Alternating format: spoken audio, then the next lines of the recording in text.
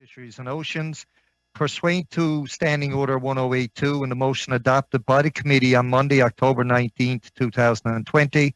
The committee is resuming its study of the implementation of Mi'kmaq treaty rights to support a moderate livelihood. Today's meeting is taking place in a hybrid format, pursuant to the House Order of September 23rd, 2020. The proceedings will be made available via the House of Commons website. So you are aware, the webcast will always show the person speaking rather than the entirety of the committee. To ensure an orderly meeting, I would like to outline a few rules to follow. Members and witnesses may speak in the official language of their choice. Interpretation services are available for this meeting. You have the choice at the bottom of your screen of either Floor, English, or French. For members participating in person, proceed as you usually would when the whole committee is meeting in person in a committee room. Keep in mind the directives from the Board of Internal Economy regarding masking and health protocols. Before speaking, please wait until I recognize you by name. If you are on the video conference, please click on the microphone icon to unmute yourself. Those in the room, your microphone will be controlled as normal by the Proceedings and Verification Officer.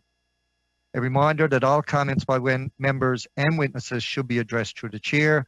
When you're not speaking, your mic should be on mute. Can't say that often enough. With regard to a speaking list, the committee clerk and I will do the best we can to maintain consolidated order of speaking for all members, whether they are participating virtually or in person.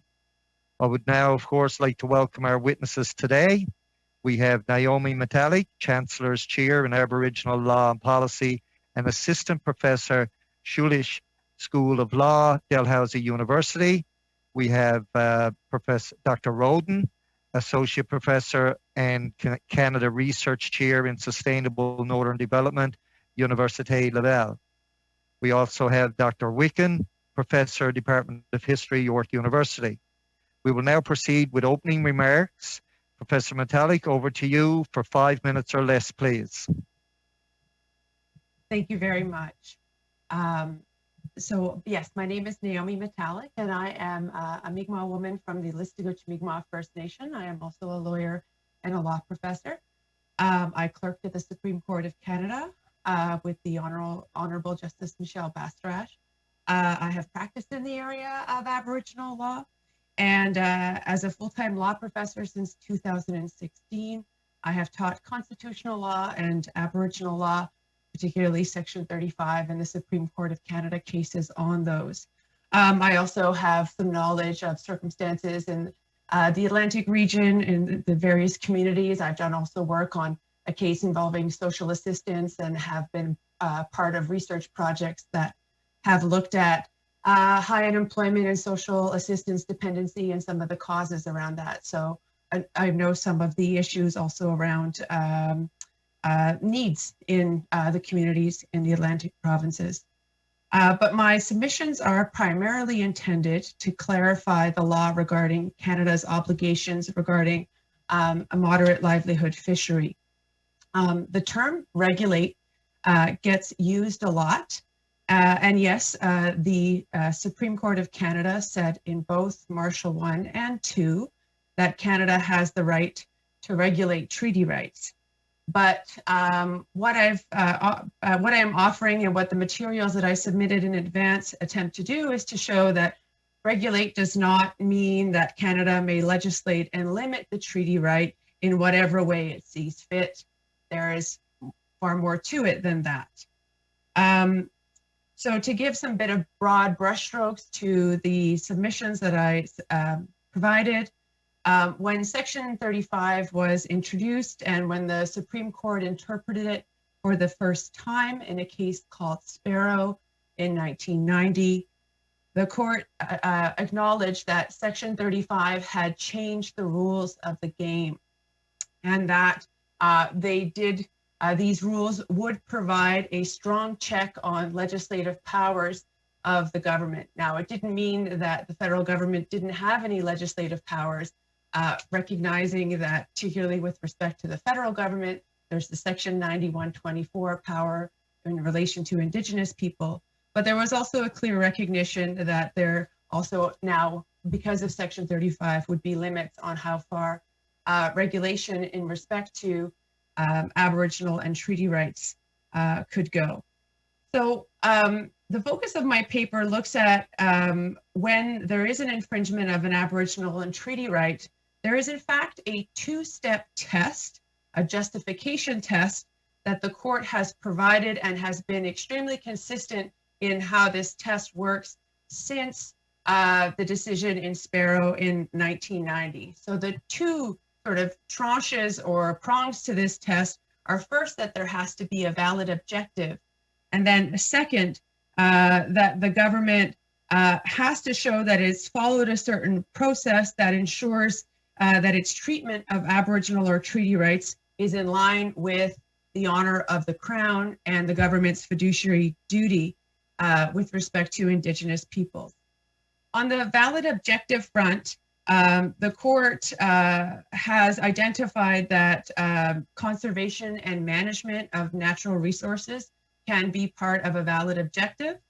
And in fact, in the commercial context, in a case called Gladstone, the court also noted that there can be additional objectives, such as addressing economic and regional fairness within an industry, as well as historic reliance and participation of non-Indigenous groups in an industry. But the court also makes a point in another case called Powley that is simply not sufficient to just assert a valid objective. The government also has to bring evidence to it than that. And I think that often the media coverage on this issue tends to forget step two, and that's actually the harder part to meet for governments. And step two, as I said, it's about meeting Canada's fiduciary duty and honor of the Crown in addressing and accommodating Aboriginal and treaty rights. So here the court has said that there's various things the government needs to do. First, it needs to show that it gave the right priority. Now, depending on the right and issue, that priority can be different. When we're talking about food, social, and ceremonial rights, after conservation, the court has said this has to be an exclusive priority before the interest of other users of the fishery. Now, in a commercial context, in Gladstone and in both Marshall decisions, the court said in the commercial context, it's not exclusive priority, but nonetheless still has to be priority given to the Aboriginal right. So thank you, Ms. Metallic. Your time has gone over. We do have a copy of your speaking notes that will be circulated to all committee members, but hopefully anything you didn't get out will come out in line of questioning. Thank you. So we'll go now to Professor Rodin for 5 minutes or less, please.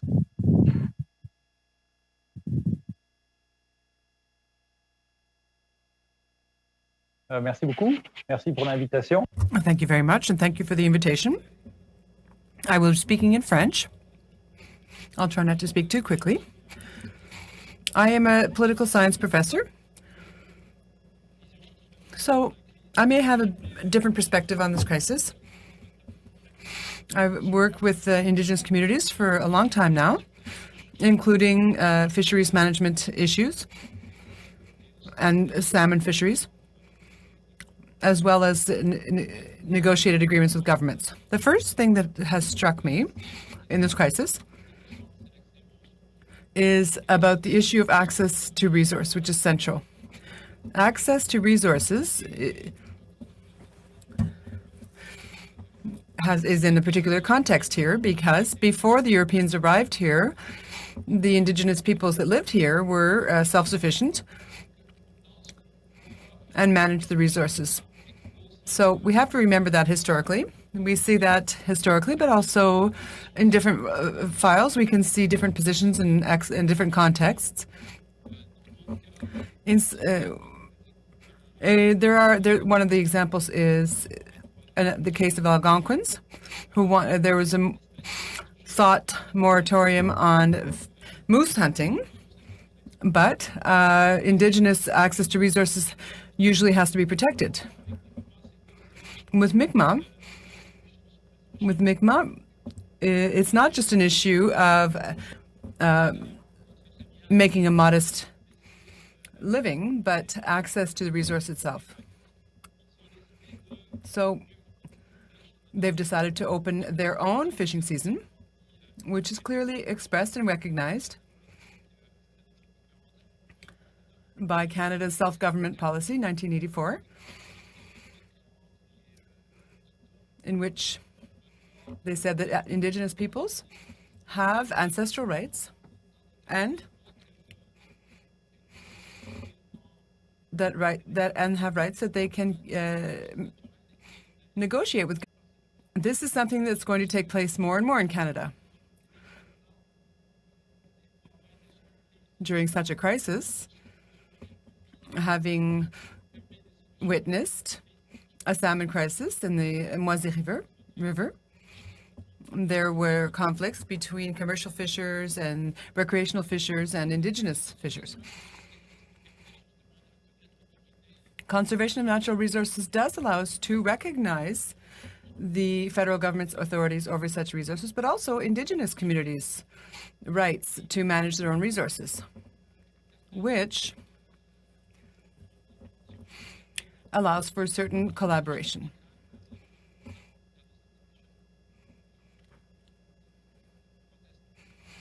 Some fishers are protesting this notion, saying that it's an illegal type of fishery, but it's not. Actually, it comes directly from the Indigenous people's ancestral rights and to access to the resources, which were not extinguished here, unlike in the United States, which is how one should view this issue. I know that the Supreme Court talked about a modest living, which seems restrictive for a community because Indigenous peoples, like everyone else in Canada, have the right to become wealthier. And also, you have to make the distinction that Indigenous fisheries, even the commercial Indigenous fisheries, falls under community permits. These permits are not used to enrich individuals, but serve to enrich communities. I'm aware of other examples which led to conflicts initially, but in the end, things were well accepted by other fishers around them. They had their own boats, their own fishers, and their own licenses.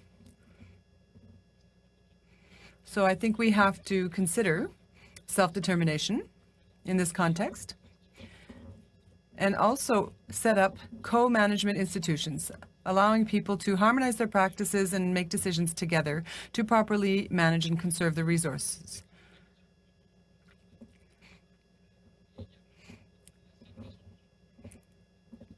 The only way the government can intervene is to work together on conservation with them.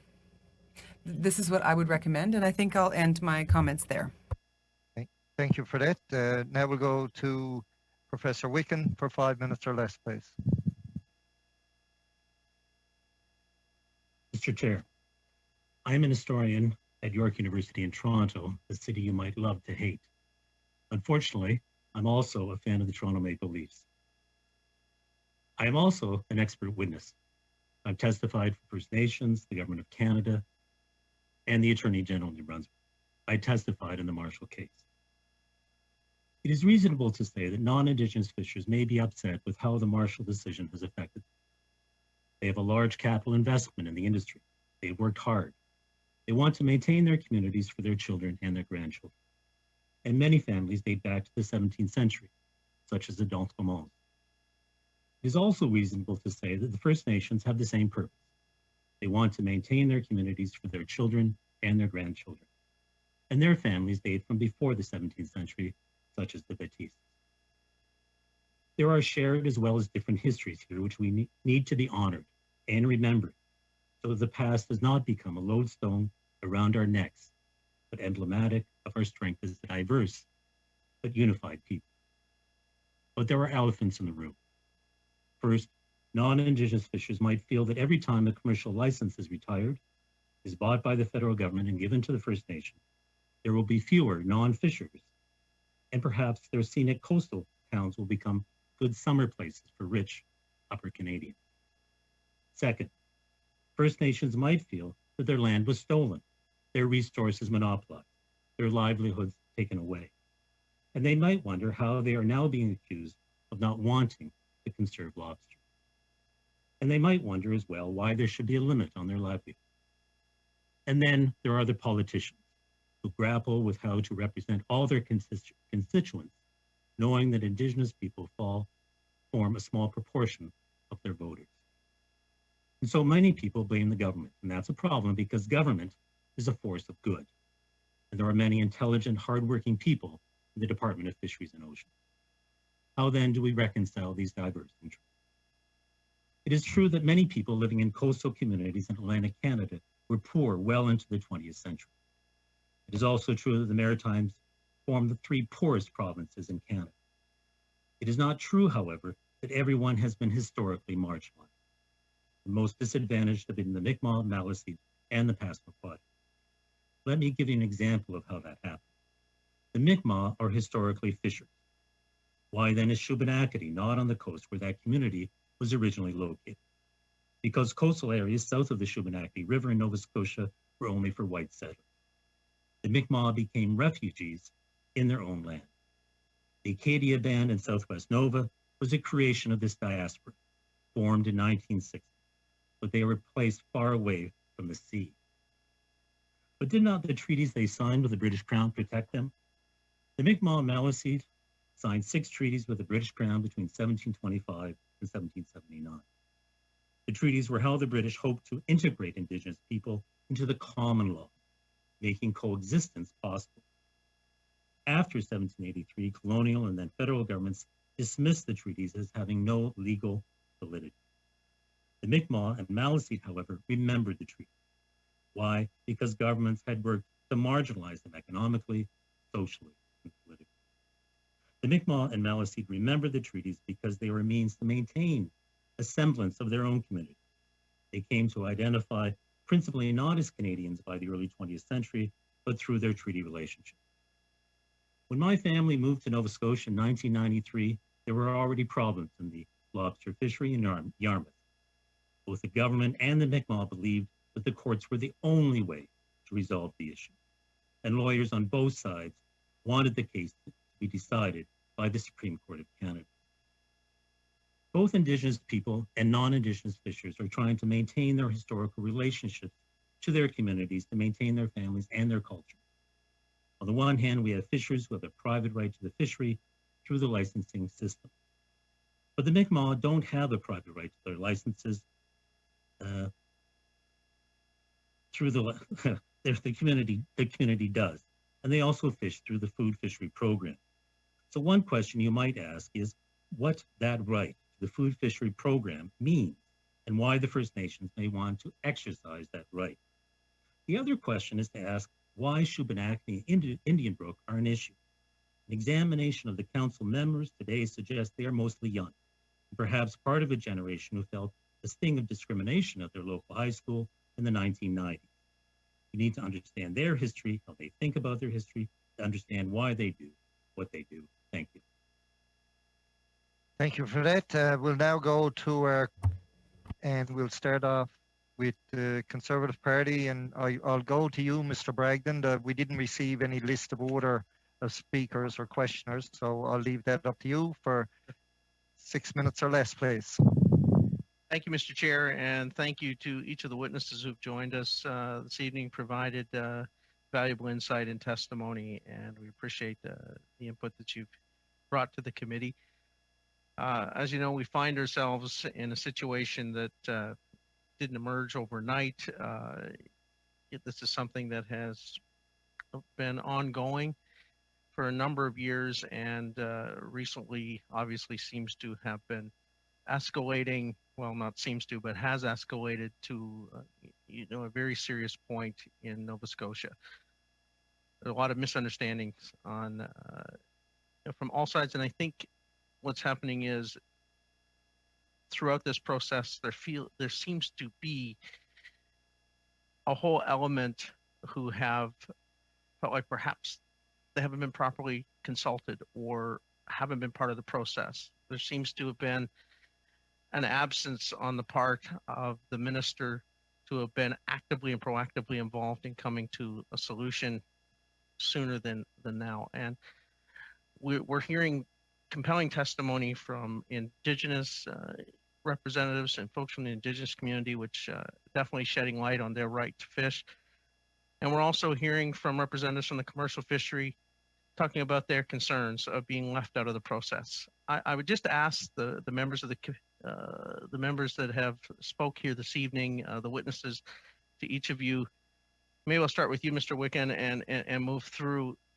Do you feel like that there's something that could have been done differently or could be done better to help us get to a peaceful resolution and to make sure that all interested parties are part of a solution? So I'll start with you, Mr. Wicken. I'll speak very shortly, and I'll pass it over to the other panelists.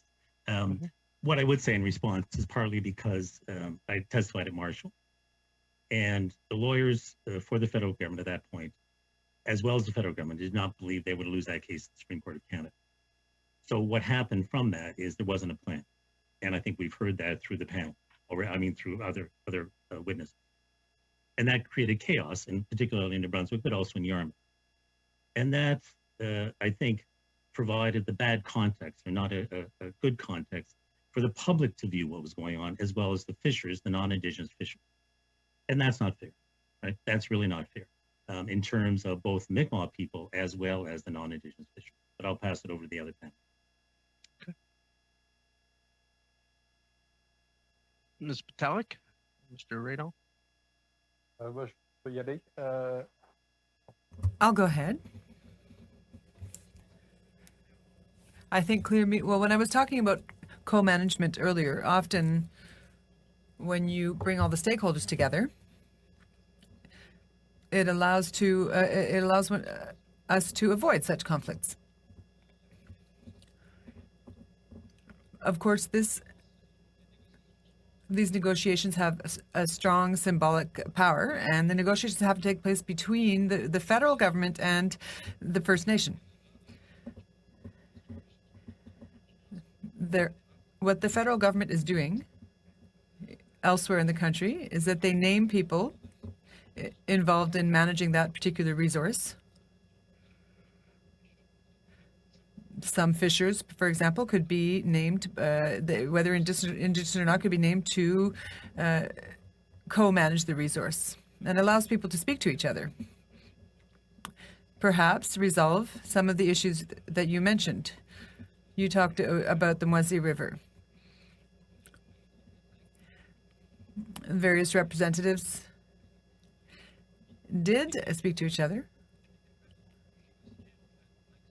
and various stakeholders were able to manage, to negotiate the management and co-management of the salmon fisheries, which is a model that could perhaps be used here to ensure the social peace while respecting the Mi'kmaq's ancestral rights, and also still allow other commercial fishers to earn a good livelihood themselves. Thank you, Mr. Roden. Ms. Metallic, would you like to answer that? I'm not sure what we got left for time, but we'd love to hear from you on this as well. Okay, Sure. before you start, Ms. Metallic, if you could get the microphone as close to your mouth as possible, because the interpreters were having a problem, please. Yes. So I think key messaging going forward is really important. And that's where I feel there's been, where things could have been improved in terms of what's happened before. These are complex issues, but sort of letting, I think some strong voices from the government explaining that these are constitutional rights that have to be balanced. And instead of perhaps, letting a narrative unfold in the media that allows people to question whether Indigenous people have the right to a moderate livelihood, or letting people think that perhaps they're violating the rule of law by exercising such rights. I think the better messaging is that, these rights exist, they're complex, but the law gives us tools, various tools, to be able to make sure that everyone's rights you know, and the rights and interests are recognized and accorded. So I think some key messaging would be really important in moving forward on this. Thank you, Mr. Bragdon. We'll now go to Mr. Batiste for 6 minutes or less, please. And again, I will ask the questioners to, if you want a particular witness to answer, please identify him so as we're not left in dead air type thing. Thank you. Yes, my question is going to be for Ms. Metallic, but before I do that, I really want to recognize William Wicken for his books on Mi'kmaq history and all that he's shared over the years. And my only regret is that we've only got to hear you for 5 minutes, where I know you could give an hour-long lecture on this, and it would have been absolutely amazing and for the betterment of this whole committee. With that said, I want to talk a little bit, Ms. Metallic, about the law. And you mentioned the honor of the Crown. We've heard some witness testimony that say, well, the Mi'kmaq have gotten all of these licenses from the Marshall Response Initiative. Do you believe that the honor of the Crown would be met, in your personal opinion, by the Marshall Response Initiative, and to say that the minister could regulate the fisheries as is under those licenses? Thank you. As set out in our paper, we conclude that the Marshall Response Initiative would not meet the requirements of the test set out by the Supreme Court of Canada. In particular, the second branch that I didn't get to spend as much time as I wanted, but just to say it requires the government giving a priority to the right, consulting with the Indigenous group, but also recognizing that Indigenous groups have a right to manage their rights as well, and reflecting that in how priority is given. My assessment of the Marshall Response Initiative, well, first of all, it would be problematic for the government to say this meets the Marshall decision when the negotiators who negotiated the agreement were very clear in negotiating those agreements that they were not about meeting a moderate livelihood right. So to make those representations and then 20 years later resile from them, it does not seem to be in keeping with the honor of the Crown. But in addition to that, even if you could make the argument that they do address or they could be considered a justified infringement, there's no evidence really about, in terms of priority, whether this is when it was originally negotiated in 2000, whether it met priorities. The court talks about a proportionate share based on the population of the community, as well as the importance of the resource to the Indigenous group. So there is that issue that that it may not have met priority, but in 20 years since, there has not been any addition or amendment to those. So we know that they certainly don't meet the current needs of the community in terms of population and need. So that would be another thing that would detract from the current Marshall Response Initiatives from meeting that. There has to be more. I believe that, licenses and questions about seasons are things that have to be worked out through an honest negotiation and discussion. And going to Monsieur Rodin's point from earlier about, the right to self-government, that's implied also from Marshall II. Marshall II talks about these rights being exercised with communal authority. And that implies a right to govern and manage. And the government has to be respectful of that. Yes, they also have the right to manage. But so this idea of co-management, I think Mr. Rodin is right on with respect to that. And it's part of working this out.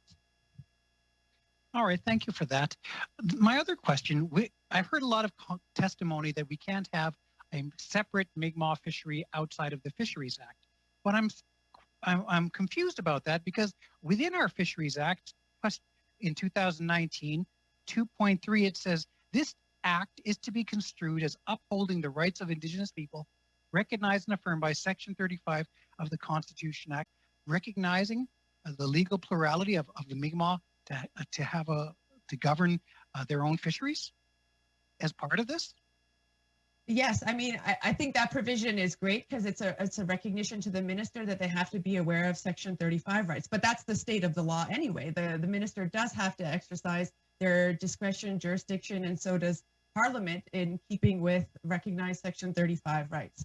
But it is possible.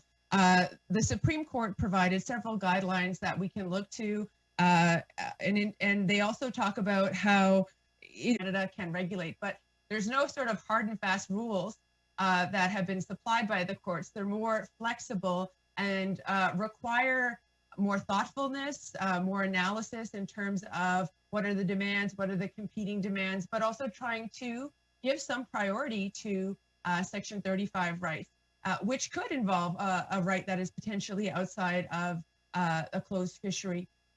But again, it requires discussion, analysis, and speaking together, which there hasn't been enough of. Thank you. Bill Wicken, my question is for you. Can you tell me what happened in 1928 to the Mi'kmaq rights, and was that ever overturned? Yes, thanks for the question. And this is the Gabriel Syllaboy case I think you're referring to, in which Judge Patterson of the County Court in Nova Scotia, in Cape Breton Island, ruled against Grand Chief Gabriel Syllaboy, who had been charged with hunting muskrat out of season. The upshot of that decision became seminal in terms of understanding Mi'kmaq treaty rights, or whether there was a treaty or not, and whether it was valid legally. And that continued up until 1980s with the Supreme Court decision of 1985. The other point about that is, I think that's important to remember, is that the Mi'kmaq never surrendered through any of their treaties title to their land. And they were told in the 1970s and the 1980s that that title no longer existed because it, in quotation marks, had been superseded by law. So part of the issue, I think, for many Mi'kmaq people and Maliseet people across Atlantic Canada is they still have title to their land. They still have title, and there's a sense of they've been marginalized, their resources have been taken away without their consent. And that's part of the thing when I look at this situation today, and even back to the 1990s, which drives their own understanding of their own history and of their, what I call, or what we could call their historical consciousness. Yeah. Thank you, Professor Wicken. Mr. Batiste, your time has gone over. We'll now go to Madame Gill for 6 minutes or less, please. Merci, Monsieur le Président. Thank you, Chair. First of all, I'd like to thank all the witnesses who have joined us here today. I have a question for Mr. Rodin. Of course, as a committee, we hope to have recommendations to provide and solutions to propose. And we know that Mr. Rodin is an expert in co-management. And since I represent my riding, which includes the Moisi River, perhaps Mr. Rodin could talk to us some more about co-management and provide us with concrete examples of co-management that were successful. Thank you. Thank you. Co-management has existed in Canada for some time now. Parks Canada used it for the first time in managing national parks on lands that were occupied by Indigenous peoples. So, of course, it affects territorial issues. There was the James Bay Agreement, of course, which does include some co-management. And all such agreements now include co-management of the territory as well as the natural resources on that territory. Obviously, it happens more often up north, although I did provide you with the example of the Moisi River co-management agreement, which has existed for 5 or 6 years now, which was created to resolve a salmon fishing conflict. And it was a fairly strong conflict that led to the death of 2 Innu fishers. So many of Inuk fishers wanted to have manage their own salmon fishery. So even though the Moisi River was completely occupied, the Moisi River is a public club, and there are private clubs all the way down the river, but they did find a spot for this moderate livelihood fishery. I think that took place around the end of the 1990s. So I discussed that in my doctoral thesis. And co-management has allowed the successful resolution of several conflicts. Another one was for caribou hunting. And there was another one in Temagami. So it's a model that works. Not always. Of course, it requires goodwill on all parts. It's like any other kind of collaboration. If people aren't really willing to find a solution together and work together, then it won't work. But really having everyone come to the same table almost forces them to find a solution. So it takes time, but for conflicts that are like this one with the Mi'kmaq, I think it would be a solution that would allow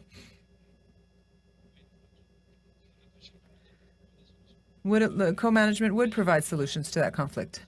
But it does require a great deal of consultation. Fisheries and Oceans has all kinds of consultative bodies where they talk to commercial fishers and other stakeholders and various groups, but these are recommendations that are then made to the Department of Fisheries and Oceans, DFO. Here we're talking about real influence, so there may be recommendations made by your committee as well, but they must lead to real decisions. But in the end, of course, the government has power, has control over that. But these solutions already exist in some parts of Canada, and not just in Canada. It's used a great deal between states and local populations in Africa, for example. It's a model that works. There are no guarantees in life, of course, but if you ask my opinion, according to my experience, I think that allows one to resolve these conflicts peacefully. Thank you. Now, I know that it takes time and that it depends whether or not stakeholders are willing to work together, and there may be difficulties, but in the fairly short term, do you think that as soon as you start working on co-management, do we generally see tensions drop? The social tensions that we're currently seeing in the area?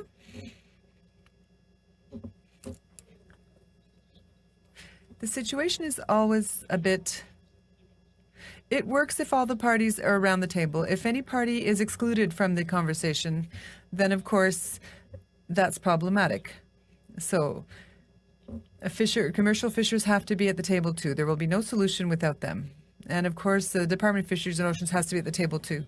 Now, after that, it's like for all of these committees, all these parliamentary committees, there's a certain synergy that develops over time.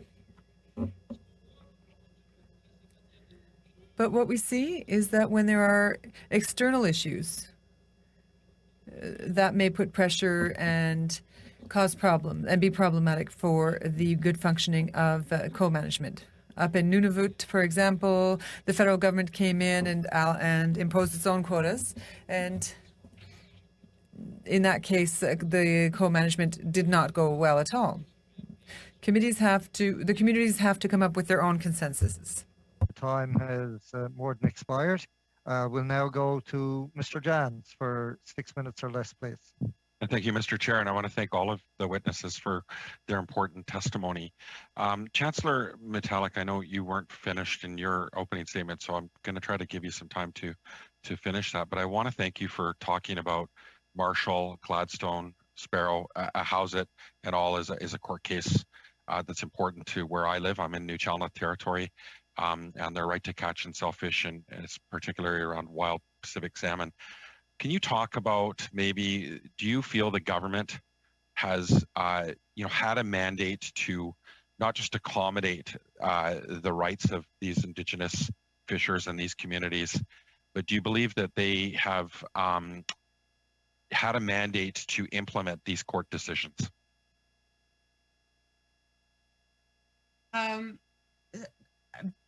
I think, forgive me if I don't get the question, but I might get you to reframe it. But I was involved when I was a lawyer in a court case from 2013 where I represented 12 of the 13 Mi'kmaq First Nations from Nova Scotia and going to court at that time because they had been at the negotiation table seeking over and over again to have the negotiators come with a mandate to discuss implementation of a moderate live livelihood fishery. And we brought the court case, and eventually it ended with not it being put on hold so that negotiations could continue. But unfortunately, here we are 7 years later.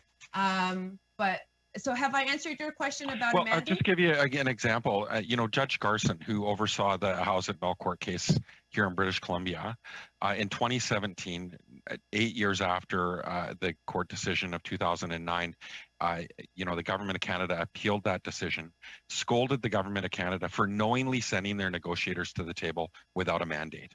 And I'm wondering, do you feel that the government of Canada is going to the table genuinely with a goal to accommodate the right, or do you believe that they're constantly going to court to diminish and restrict the rights of Indigenous peoples? There was a long period of time, I believe, where the government did not have a genuine mandate to going to the table. I hope that this is part of it, that perhaps that we might see some change. What I worry about is government looking for quick solutions, which I think was what the Marshall Response Initiative was, even though they told the Indigenous group it wasn't. And this is a relationship, and I think, you know, a treaty relationship, and I think that's part of, like, there needs to be a different way of seeing how this works, but you can't just throw money at something. That's what Marshall Response Initiative was, and I don't know as much perhaps as about the Rights Recognition Initiative, but from what I've heard, what I've been able to read about it, I do worry too that it's simply, we're just going to throw some money at it, buy some more licenses, buy some more gear, and that's it. But, you know, as Professor Rodin was saying, and I'm saying too, it's about a relationship and about recognizing that, you know, Indigenous people want more than that. They want a moderate livelihood, but they also want to be a part of this as well. And so there's this governance right that they have with respect to the moderate livelihood right, and they want to, you know, be able to have a say in terms of the management of this right. So I think that there could be a much more meaningful approach taken. And can you elaborate on that? Can you talk about what that meaningful approach could look like? I think co-management is a really interesting approach. And so I'm really interested in what Professor Rodin is saying. We also see examples of that in some of the in some of the modern day treaties. I know that the Yukon and other groups also have co-management regimes. The Haida and Haida Gwaii also have. So those are some interesting models. But I guess it's I think too that it's not seeing this as a one-time transaction. This is just going to keep going. You know, this is an issue that needs to be looked at regularly. Is it meeting the moderate livelihood needs? Are we respecting the, you know, the views of the Mi'kmaq on this? And continuing to work together, because I think it is really a relationship, and that it's not just something that's going to go away. Oh, great feedback. And I know, like, right now the government's approach has been, you know, spending money on lawyers. Like, for example, the House at Null court case, they've spent $19 million just on legal fees. I think that we need to see the government break away from that. You know, we received correspondence to this committee from Regional Chief Kevin Hart from the Assembly of First Nations, calling for the UN Special Rapporteur on the rights of Indigenous people to investigate the government's failure to hold the rule of law and protect Indigenous fishers.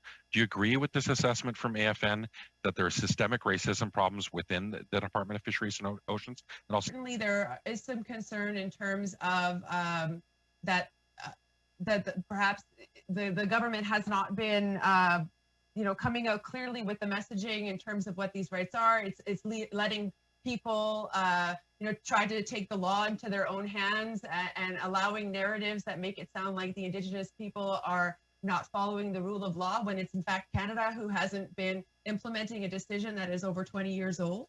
I do think that there are you know, legitimate concerns in that, and the role of the RCMP in this as well is questionable. okay. How much time do I have, Mr. Chair? 10 seconds, so I don't think you'll right. get a question in that I'll length come of back. time. Okay. Thank you, Mr. Johns. We'll now go to Mr. Williamson for 5 minutes or less, please. Thank you very much, Mr. Chair. I think this is a really interesting discussion. I think our witnesses have all been very, very good in presenting different perspectives. My belief, though, is that we're kind of in a state where we're debating Marshall and other First Nation treaty rights. And while I would, you know, for example, I think Professor Metallic has a very good understanding of both the rights and the obligations and the need to work together and consult. Professeur Rodon, je pense aussi que toi tu mets l'accent surtout sur. Professor Rodon, I think you also are placing emphasis on First Nations. I think you may be mistaken a bit when you say that the Canada's Supreme Court was overly restrictive towards Marshall, whereas it's Marshall that we're discussing here when it comes to fishing in the fisheries in the Atlantic provinces. Well, you're offering a pretty straight up view of the decisions to date, and as Professor Metallic has said, the challenger, the problem is that there's no one taking the lead on the dialogue and speaking to resolve this. And that, I think, is the real problem. It's the inaction of the federal government. Professor Metallic just said it was Canada. Again, that responsibility is the federal government, in particular the federal minister. And so we have a federal minister who has been hiding from traditional fishers on the East Coast. She has been hiding from First Nation communities, and now she's hiding from this committee. And Mr. Chair, I'm going to table a motion that the clerk is receiving right now in both official languages. It reads the following, and I'll read it in both languages. And of course, and it states that the committee requests the Minister of Fisheries and Oceans to appear for no fewer than 2 hours as a witness for the committee's current study titled Implementation of Mi'kmaq Treaty Fishing Rights to Support a Moderate Livelihood. That the committee suspend future meetings of its current study until the Minister of Fisheries and Oceans appears as requested with the department officials requested. Puis en français, que le comité demande au ministre des Pêches. And in French, that the committee asks the Department of Fisheries and Oceans to appear for at least 2 hours as a witness under the current study, implementation of the fishing treaty-related fishing rights of the Mi'kmaq in ensuring a moderate livelihood, that the committee suspend its study until the Department of Fisheries and Oceans appear as requested with the officials requested by the committee. To this committee, so we can hear from the Minister of Fisheries, her officials, to begin to get some answers from the Government of Canada on this important topic, and so the minister's hiding will finally end. Okay, we've heard the motion. Mr. Calkins, you had your hand up.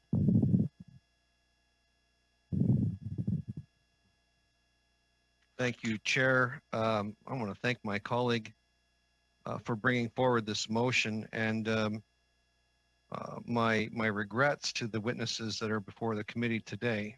But we're now in our fourth meeting, I believe, on this particular issue. And as an experienced member of Parliament, one who's not only been a member of this committee for a number of years, but one who's been a member of Parliament for almost 15 years, this is the very first time that I can recall that a committee has undertaken a study whereby department officials did not lead off, giving the committee members a lay of the land of what the issues were before the government.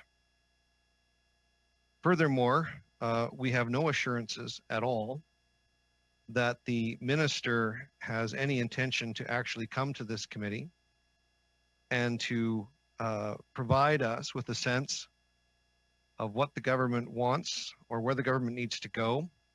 She has not asked the committee in any way, shape, or form to do any of this work for her. This was brought on by a member of the committee, which is that member's right to do so.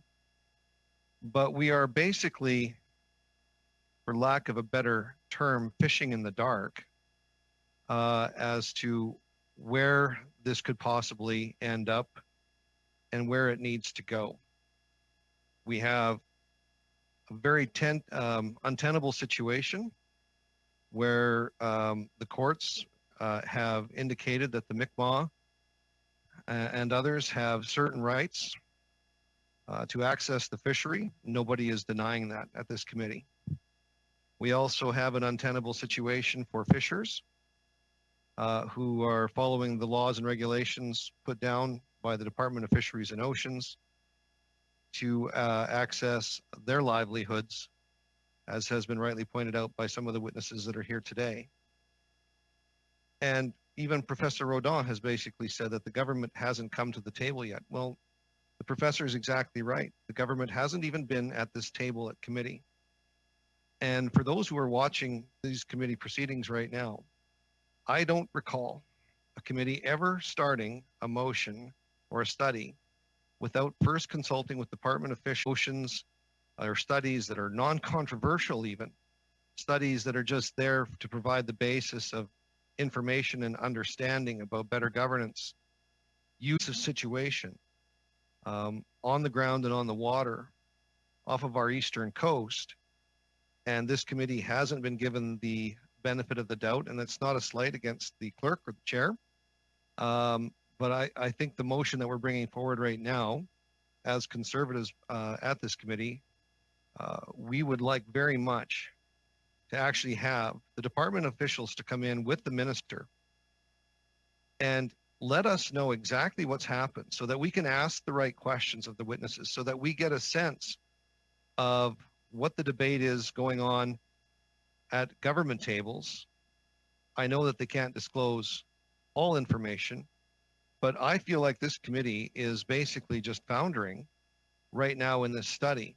And it's not because we don't have good witnesses, and it's not because we're not asking good questions, but we're actually not able to direct the committee's actions in a way that will provide useful feedback for the government. And that's the committee's primary responsibility here, is to provide useful recommendations and feedback on behalf of all Canadians so that we can actually have a sense of what questions to ask and what responses would be beneficial. So, Mr. Chair, I would encourage the members of the committee that are here to take that responsibility seriously, this study very, very seriously, and support this motion that my colleague has moved. Because like I said, I've been a member of this committee for better part of 10 years, I'm guessing. And I have never, ever seen a study start off without at least the departmental officials. And I've never seen a minister not be willing to come to talk to the committee about these issues. So I would ask, Mr. Chair, that through you to my colleagues at the committee to support this motion. I want to hear from the minister. I want to know what the minister's sense of the issues are on the ground, so that when more witnesses come, I'll be able to better do my job as a member of Parliament. I want to ask the department officials some very pointed and tough questions about how they're managing this particular situation. I want to hear from those departmental officials on how they manage the lobster fishery, so that I can put that in context with the other witnesses that come before the committee. Canadians deserve better results and better responses from this committee's work. We can give them those better responses if we do things in a bit of a better order. And I support my colleague's motion wholeheartedly. Thank you. Mr. Batiste.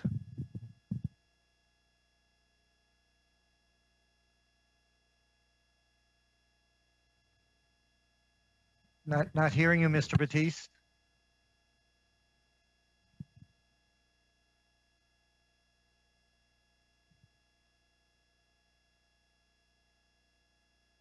How about now? Can you hear me now? Yes.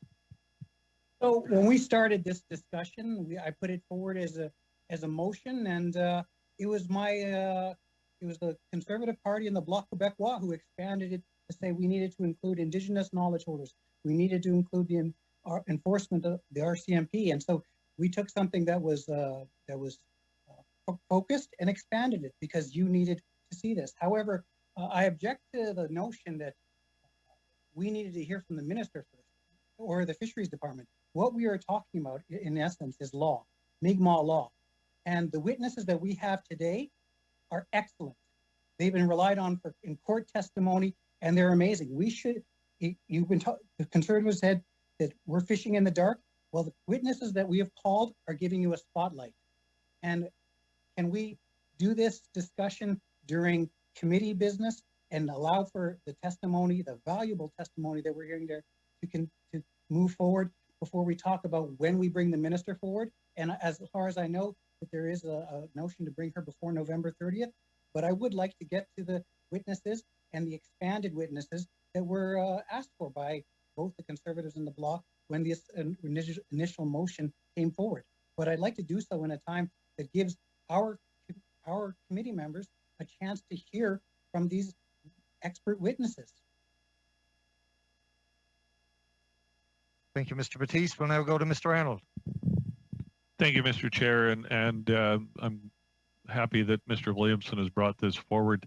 In my 5 years of being on the Fisheries Committee, as Mr. Calkin stated, I don't ever recall where we didn't have the officials come in to give us the background, the history, the reasons, and the place in the ground or on the ground of where we're at this point in time, so that we can understand better the information that we receive from witnesses. This certainly isn't to detract from the 3 witnesses that we have today, but this is something the committee should have hashed out before we started off on this path, so that we had some groundwork, a foundation to work from, so that we knew where, what were the reasonings behind the Marshall 1 and Marshall 2 positions. How did we go 20 years? Some say there's been no movement on that. Some say there has been movement on those decisions. But without knowing what the department has done, without knowing, hearing from the minister what's taking place at the current time, there's no way, I don't believe, that we can move forward as this committee to make reasonable recommendations to try and resolve this issue as quickly as possible, so that everyone can get back to doing what they really want to do. And I fully support that we need to hear from the department, from the officials, and from the minister, so that we can better understand where we need to move from at this point. Without that, there's so much that's up in the air. We've agreed that this is, it's an urgent and emerging study, but who has the responsibility to define what a moderate livelihood is? Is that the government's responsibility? Is that the Mi'kmaq bands to define that? Is it the people of Canada? Who should have a say in that? There's so many people's lives at stake that we, as a dozen committee members, are expected to rule on, or at least make recommendations on. We need to have the basis to make those decisions. So thank you, Mr. Chair. Thank you. Madame Gill. Merci, Monsieur le Président. Thank you, Chair. I don't know if it's possible in terms of procedure, so I will need your assistance in that regard, but I think we could move amendments to Mr. Williamson's motion. For example, relating to the fact that perhaps we could add a date for the minister's appearance before the committee. And as Mr. Betsy said, if it's possible, he said, yes, we would like to hear from several witnesses.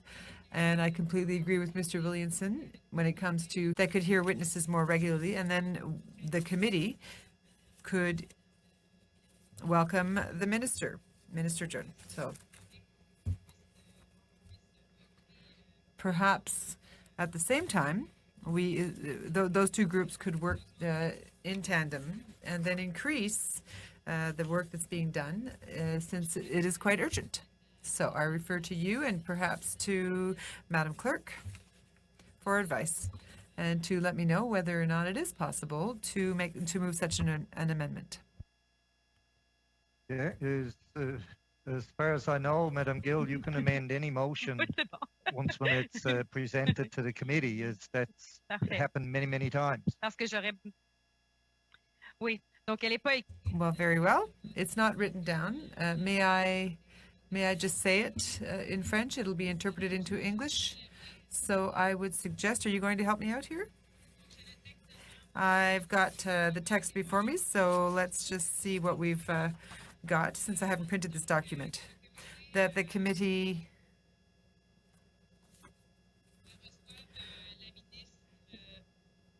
invite the minister to appear before November 13th, and that in the meantime, a subcommittee could be created, made up, established, be composed of 5 members, including the chair, and 1 member from each recognized party, and that the subcommittee, that the objective of this subcommittee be to finalize the aforementioned study as, or the study currently underway, period. Sorry. So I'm just writing it as I'm saying it. Thank you, Madam Gill. I will go to the clerk for clarification, and if we can, as a subcommittee, do order witnesses or have witnesses appear. From my perspective, I thought all of that had to take place in actual committee with regards to witnesses. Nancy, for your guidance, please. Monsieur le Président, merci beaucoup. Thank you very much, Chair. Firstly, we'd have to see whether we're talking about an amendment.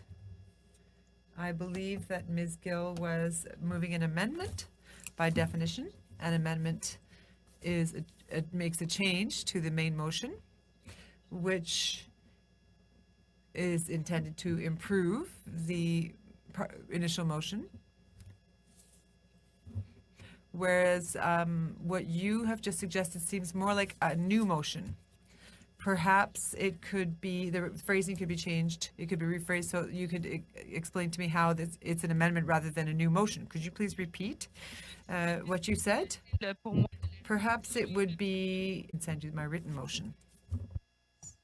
Okay, I'll suspend for 2. That's up to the chair. Remind everyone and the committee that we are running out of time. Merci beaucoup, Monsieur le Président. Thank you very much, Chair.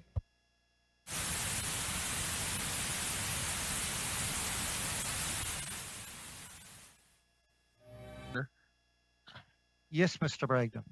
Thank you, Mr. Chair. Just a quick clarification regarding time frame and what we got left here for time or remaining for time. Remaining for time in the scheduled committee meeting is 10 minutes. Okay, thank you, Mr. Chair. You're welcome. Now, everybody has received a copy of the amendment by Madame Gill. Okay, I see some people shaking heads. Perhaps I can read it out. Okay, the amendment from Madame Gill now reads that the minister appear before committee before November 13th, 2020.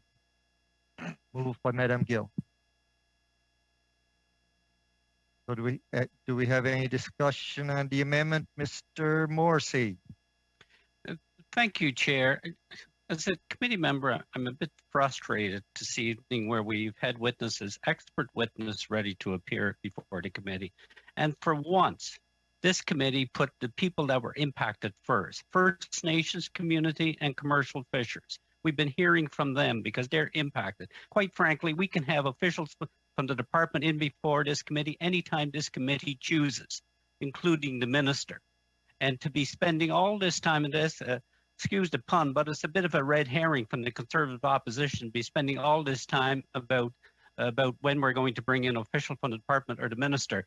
Quite frankly, the testimony we've been getting allows me as a committee member to be better informed when the officials from that department appear before this committee. This has gone on for 20 years. And this jostling back and forth and this let's pretend with the officials, this committee will have the officials when it chooses to, by majority. And to be spending this time when we could have been, we had expert witnesses in here before us. And, you know, I just, it's a bit of a filibuster coming from the Conservatives when we could have been hearing from witnesses and pretending that, yes, we've started different studies, hearing from ministers and officials, not them all, There's no precedent in it. Quite frankly, we made the right decision by proceeding with bringing the people that were impacted, the most important people, to present to this committee that have not been heard. First Nations community and commercial fishers. Then we can hear from the officials and the minister. And I find this as a bit of a filibuster, as we're wasting up our time here when we had expert witnesses ready to give compelling evidence on the record that would allow me as a committee member to be better informed when we finally get these officials. I'm really disappointed. Okay, now I'll remind members we're still speaking to the amendment by Madame Gill. Mr. Beach, you waived. Yes, Mr. Chair. Go ahead. I just want to say that the minister is always happy to come to Fisheries and Oceans, and everyone had a wonderful opportunity to submit their witness lists in due course, which can include the department and can include the minister. The minister also has an outstanding request to visit this committee prior to the end of the month. If the committee sees fit to move that request up, I'm sure the minister would be more than happy to attend. The motion put forward by the Conservatives, however, to suspend this very important study, I have to imagine is going to be incredibly disappointing to everyone in Eastern Canada that is hoping that this good work goes forward. I just can't comprehend where the Conservative Party is coming from with wanting to suspend. But that being said, I just wanted to be clear that the minister will be happy to come to Fisheries and Oceans and give testimony. Thank you, Mr. Beach. Madame Gill, you want to speak to that? You put up your hand. Merci, Monsieur le Président. Tout d'abord. Thank you, Chair. First of all, for the joke, I'd like to say that in politics, something that's difficult to do is managing our frustrations. There's a great deal of frustration, so let's just leave those aside. I think from the very beginning, we've been told how urgent everything is. Now we'd like to know what was implemented by the government. That is the point of this motion. So, over the last 5 years, and that doesn't really prevent us from working harder and hearing from witnesses. The one doesn't prevent the other. That was the idea, and we could table another motion asking the committee to sit next week, for example, to meet twice next week.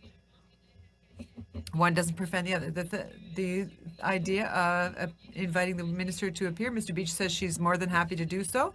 In that case, why don't we hear from her this Thursday? I believe we are already slated to meet this Thursday, so we don't even have to wait till later in November. We can do it as soon as possible without needing to suspend our study, and we can continue to hear from witnesses that we really need to hear from. Thank you very much, Chair. Thank you, Madame Gill. Mr. Bragdon, you had your hand up. I don't know if that was to speak to the amendment or the original motion. Well, as a matter of fact, it can speak to both. In regards to the amendment, you can only Mr. speak Chair. to the amendment right now. Okay, in regards to the amendment, I think having the timeline set and it being firm to have the minister appear as quickly as possible is very relevant to the work of this committee. In fact, we've heard from numerous witnesses so far, and they have confirmed directly that the minister's absence on this has been a big significant factor as to the reason why we're in the situation that we're in right now, along with several others, but that does not mitigate from the fact that we need to hear from the minister right away. This is an emergency. We've had an emergency debate in Parliament. This committee needs to hear from the minister sooner rather than later. So I think very much the quicker we can have the minister appear before this committee, the better. Thank you, Mr. Bragdon. Mr. Calkins, you had your hand. I don't know if that was to speak to the amendment. It's to speak to the amendment, Chair. Thank you so much. Thank you. In an effort to be efficient, if I may just ask our colleague, Madame Gill, where in the original motion is she placing the wording of her amendment so that I can have a clear picture of, I know what the words are that she wants to add to the motion. I just don't know where in the motion she adds them, or is it just an independent sentence that is part of the motion? And if it is just an independent sentence that's part of the motion, then I want just some clarification from her that if the minister is unable to come by that date, if she would agree that the motion's interpretation would be that this committee suspend this study until the minister actually does come. Yeah, thank you, Mr. Calkins. I will go to Madame Gill now to respond to your question.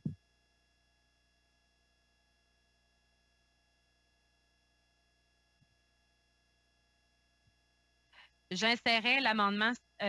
I would insert the amendment right after the first paragraph.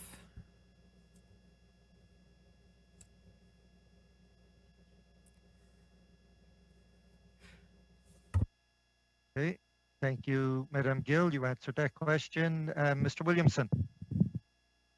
Thank you. Et merci beaucoup, Madame Gill. Thank you. Thank you very much, Ms. Gill. Amendment, and I think the placing between the first and or placing it in between is the correct place. To my colleagues, Mr. Moisi and Beach, I'm pleased the minister will be able to join us quickly. I think therefore this motion then will hopefully then receive all party support so we can hear from the minister in a timely fashion. And Mr. Beach, I can assure you, folks down east want to hear from the minister. That includes traditional fishers, it includes First Nation, it includes provincial governments. She has been hiding out east, she's hiding in Parliament, and she is not going to hide from this committee. We need to hear from the minister to set the parameters of the debate so we can begin to have some direction and some focus for us to study here. Thank you, Mr. Chair. Thank you, Mr. Williamson. I'll now go to Mr. Johns. Thank you. First, I think I do support the minister coming, and I do support the department coming, but I don't think that needs to happen before next Friday. And I absolutely don't agree that we should be suspending the study in the meantime. I think that if we set a date such as November 20th, when we come back after break week, because next week, many of us are going to be committed to being in our ridings, standing with our veterans, honoring our veterans and people in our communities like we should be. And secondly, this study isn't meant to replace the nation-to-nation dialogue that's supposed to be happening right now. And I'm hoping that's what this committee is looking at, the Marshall decision and the implementation of it. But this is not to replace the important work that minister is supposed to be doing with that nation. So I don't think that we're going to change how that discussion's going, and that should not be our job. In fact, if anything, if that's what people think on this committee, then we're undermining the process that's happening, that's the proper process, and that is the minister having a nation-to-nation dialogue. So I would support an amendment to both motions. One would be this one to extend to November 20th. And then I'll be looking and moving a motion that we don't suspend this committee before the minister comes, because we have important witnesses like the ones today that we should be listening to. But instead, this motion was tabled in the middle of their testimony, which was totally disrespectful, I think, and to everybody that's listening to this whole study. So, Mr. Johns, are you moving a sub-amendment? I'm asking Madam Gill if she will amend her date to November 20th so that we can give the department and the minister an opportunity to come testify before this committee. And then I'll be moving a motion, another amendment after this amendment to Mr. Calkins to see if he will not suspend this study and take that language out of his motion. So first I'm asking for a friendly amendment from Ms. Gill that we look at November 20th. Point of order, Mr. Chair. Point of order quickly. Sorry, Gord, I don't mean to interrupt, but yes, I think Mr. you're Calkins. confusing me with Mr. Williamson, who moved the motion. My apologies, Mr. Calkins. Absolutely. Mr. Johns, it has to be considered a sub-amendment. You're moving a sub-amendment. So I'm moving a sub-amendment to Ms. Gill's amendment that we look at November 20th for department officials and the minister to appear before the committee. Okay, we've all heard the sub-amendment by Mr. Johns. I'll keep going down the speaking list, I guess, but we have to speak now to the sub-amendment. Mr. Arnold.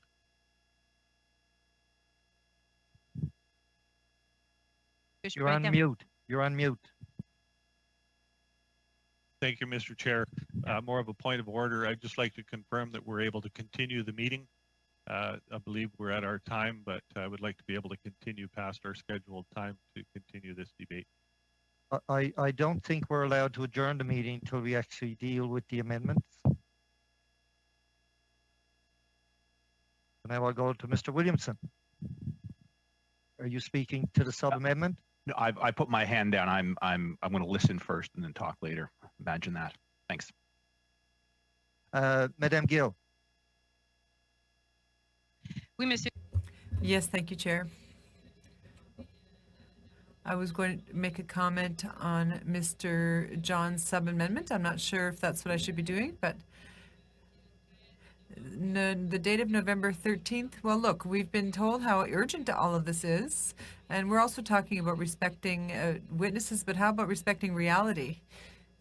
Not only of the Mi'kmaq, not only the Mi'kmaqs, but the Mi'kmaq, but also the whole population of Nova Scotia. We need to find solutions quickly. So, since next week is a break week, we shouldn't be able to and we should wait till November 20th. I completely disagree with that, so I maintain that it must be November 13th. Thank you, Mr. Chair. Thank you, Madam Gill. So, hearing nothing else, we'll go to a vote on Mr. John's sub-amendment first. So Nancy, if you would, please.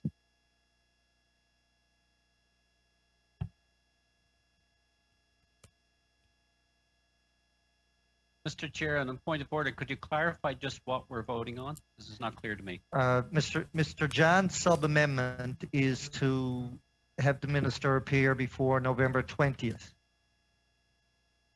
So Nancy, when you're ready. Thank you, Mr. Chair. So indeed, as you said, it is the sub-amendment from Mr. Johns that the minister be invited, but no later than November 20th and not 13th, as in the amendment from Ms. Gill.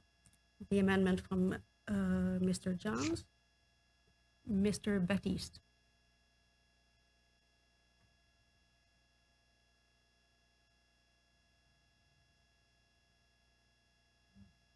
Mr. Baptiste, can you hear me? I cannot. Now I can hear you. As I understand, I'm voting on November 20th and that we're not stopping the study. And if that is the case, then I support Mr. John's motion. No, amendment. Let's clarify. Mr. John mentioned two things, but amendments must be dealt one at a time. So this sub-amendment is the sub-amendment to Ms. Gill's motion, and it is that you are voting on. Mr. Baptiste? I vote in favor. Mr. Beach? I vote in favor. Mr. Finnegan? Oui, je vote en faveur. Mr. Hardy? I vote in favor. Mr. Morrissey? I vote in favor. Mr. Arnold? I vote against. Mr. Bragdon? I vote against. Mr. Calkins? I vote against. Mr. Williamson? I vote against. Madame Gill? Je vote contre. Mr. Johns? I vote for the motion.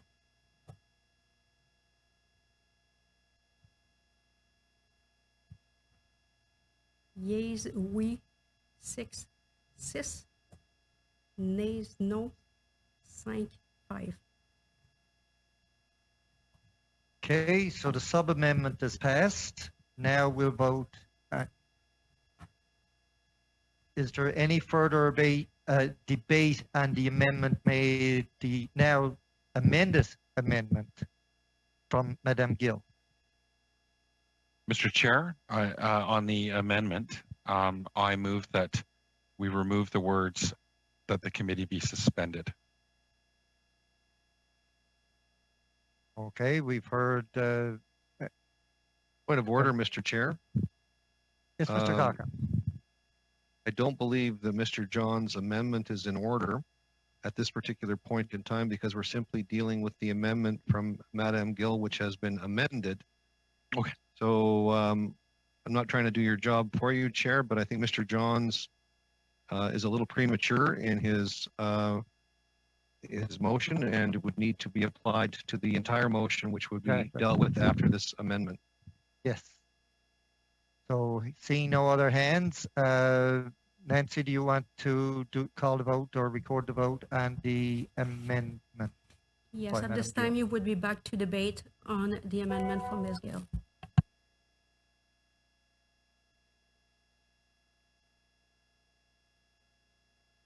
Point of order, Mr. Chair. Yes, Mr. Beach. Could we just, for the clarification of everybody on the committee, have the entire amendment that we're voting on right now be read? Nancy, can you read exactly what we're voting on right now as the amendment to the original motion?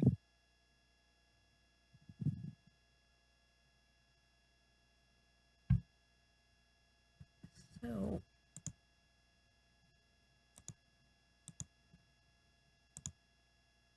Nancy? alors, oui, j'arrive. Yes, so the text of the motion that would be amended would be that the minister appear, that the committee requests the Minister of Fisheries and Oceans to appear for no fewer than 2 hours as a witness for the committee's current study titled Implementation of Mi'kmaq Treaty Fishing Rights to Support a Moderate Livelihood, no later than November 20th. That the committee suspend future meetings of its current study until the Minister of Fisheries and Oceans appears as requested with the departmental officials requested. Thank you, Nancy. Seeing no Mr. Chair? hand. Yes, Mr. Johns. Then I would like to move an amendment to that motion, if I can, that we strike out the second part of the motion that the committee suspend future meetings of the current study until the fisheries and the Minister of Fisheries and Oceans appears as requested with the department officials.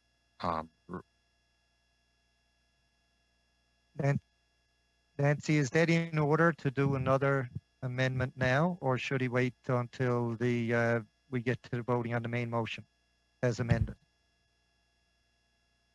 You will have to vote on what I just read. Once this is adopted, then you will be able to move a different motion or amendment. Point of order, Mr. Chair. Okay. Yes, Point Mr. of order. Calkins. Again, the only thing that we're voting on now is the addition of the words in English that the minister appear before November 20th, 2020. That's all we're voting on. Correct. Because that is the amendment that Madame Gill put forward that was amended by Mr. Johns. The entirety of the motion is not up for debate outside of that one clause. And Mr. Johns, I would respectfully ask him again to wait until we vote on this amendment, and then he can move his amendment. Exactly. Thank you again, Mr. Calkins. Now, Nancy, if you'll go to the vote on the amended amendment.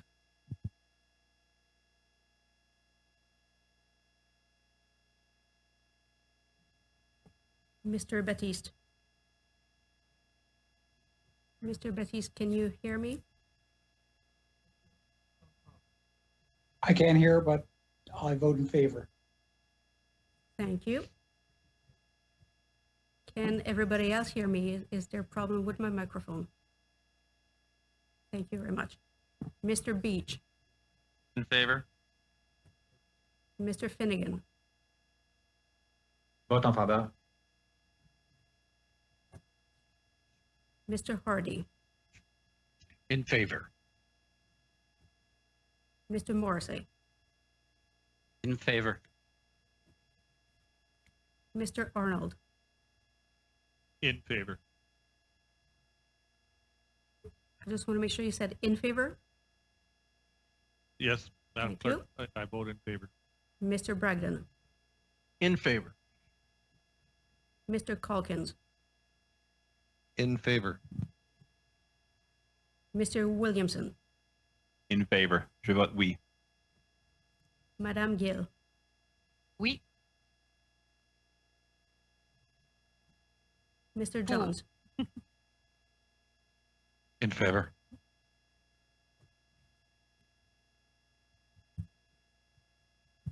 11 yeas, 11 oui. Thank you, Nancy. Now, Gord, Mr. Johns, I see you have your hand up to speak to the amended motion of Mr. Williamson. Yeah, Mr.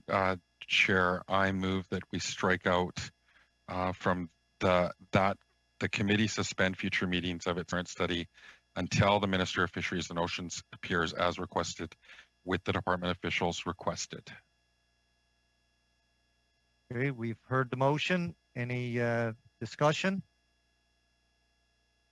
Thanks, Mr. Johns, for proposing that. However, as used as I am to the NDP, throwing a lifeline to the Liberals these days, any notion that we remove this clause is simply going to put the committee at the unfortunate position of having no leverage to ask the minister to come. As the committee members all know, ministers will only come if they, as an effort to compel the minister with a consequence if she does not appear before the committee, which is the suspension of this study.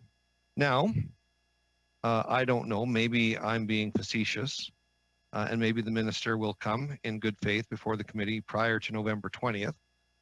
But I would not wager that it's improbable that the minister would find other places to be, perhaps looking for Waldo, who's also missing, and not appear at the committee before the 20th of November. And if we strike this clause, then we will simply continue on with where we are right now, with no knowledge from her or from her department officials as to what their position is, or what their knowledge is, or what their experience is before this committee as we continue on our journey, which would basically undermine the entire notion of the minister and department officials coming in the first place. So I don't know why, Gord, you wouldn't, as a member of an official opposition party, wouldn't want to hear from the minister and from the department officials. I wouldn't presume to impugn your motivations, but it would seem to me that this would only serve to weaken the motion, and I don't know why that would happen. Mr. Williamson. Thank you, Mr. Chair. And Mr. Johns, use your lower hand button to get you're not on the list, and I can see you're anxious to speak. Gord, there's a lower hand or raise your hand. No, go hit participants, and you'll get a whole list of names there, and then in the bottom right corner it says raise hand. So, look, I think you're supposed to be speaking to the actual. Yes, no, but I could see. I could see. Pardon me. I seen him wave his hand. Yeah. I seen him wave his hand. I caught him. All right. Gordon, I would urge you to reconsider this, not because I don't think you have a desire to hear from the minister, not because I don't think you want this committee to function, but I do believe my colleague Mr. Calkins is correct that there is a very good chance the minister might not show if there's no leverage, and this is 3 long weeks now for the minister to appear. All of this week, possibly the recess week, and then the week after that. There'll be multiple opportunities for the minister, and should she not appear, there's no consequence. Except I can tell you what one consequence will be. I'll be back to the next meeting with another motion, and unfortunately that will again disrupt our witnesses, because I, like most people in Atlantic Canada, want to hear from Minister Jordan, and she has been not doing her job. She has appointed a special envoy to continue dialogue with First Nations and to begin discussions with traditional fishers, but she herself has been invisible out east. She's been invisible in Parliament, and now she's invisible for this committee. So 3 weeks is a long time, and I hope you'll consider that we do need leverage. And I ask you with all sincerity and goodwill that you'll consider keeping the the leverage we have in this motion. Thank you. Mr. Johns, you had your hand waving.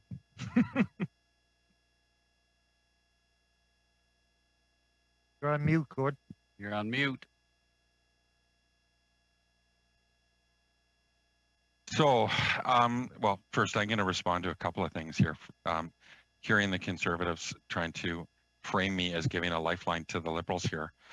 First of all, this committee, our job is not to replace the process that's going on. That is a nation to nation. Secondly, having the minister come and testify should not be suspending the work of this committee.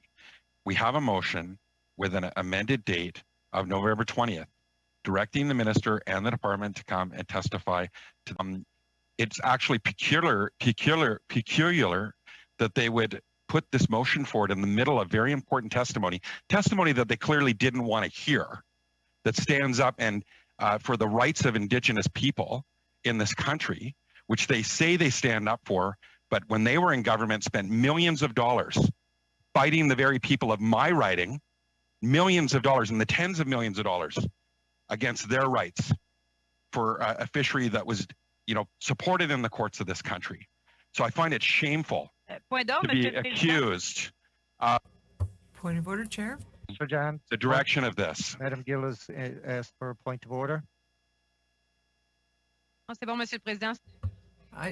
I just thought, Chair, that we were getting away from the subject. I just wanted us to come back to what we're debating. Thank you. Gord, are you finished? So, Mr. Chair, my motion stands the amendment stands. I appreciate the Conservatives putting forward a motion to invite the minister and the department, which we wholeheartedly support. We do not believe that is happening right now with the minister and that nation. And I want to see the minister there before this committee. And this motion, when it's passed, is calling the minister to testify for this before this committee. And it doesn't change anything. It really doesn't. And so I'm standing with the motion that I put forward, the amendment. Thank you, Mr. Johns. We'll now go to Mr. Batiste. Can you hear me? Yes, sir. Well, I'm going to support MP John's motion, and it's for a reason that the Atlantic is watching. People are watching this. People care about this. And for the Conservatives to threaten to filibuster witnesses every single meeting, when Mi'kmaq Nation are watching, when fishermen are watching, there's a lot at stake here, and we're trying to get it right. So for you to make those threats, my family are down there fishing. These are that you're going to threaten to filibuster every time we bring witnesses until the minister comes in is shameful. Thank you, Mr. Batiste. Madame Gill. Ms. Gill. You're on mute. Oui, Chair. Oh, I'm sorry.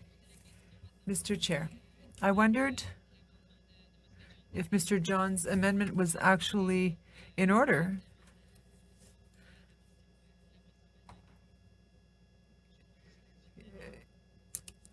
It is in order. We'll go now to Mr. Beach. Mr. Speaker, I just want to reiterate, despite the accusations from our Conservative friends, I can assure the committee members, and this is my second go around on the Fisheries and Oceans Committee, and we've been fortunate enough to avoid some of this political hackery in the past, having done work together on a number of great motions. In fact, traditionally, this is one of the most productive committees of Parliament in terms of addressing issues right across the country. So I just want to give you the members of this committee the assurance that you do not require leverage. The minister is happy to appear. She is seized with this issue, and be happy to support Gord's amendment. And I share his frustration that the wonderful testimony that was happening today was obstructed by the Conservatives, and I'm hoping that that will not happen in the future, because this is an important study, important not just to Atlantic Canada, but important to all of Canada. But this leverage is simply unnecessary. So I would emphasize that members of the committee to support Gord's amendment.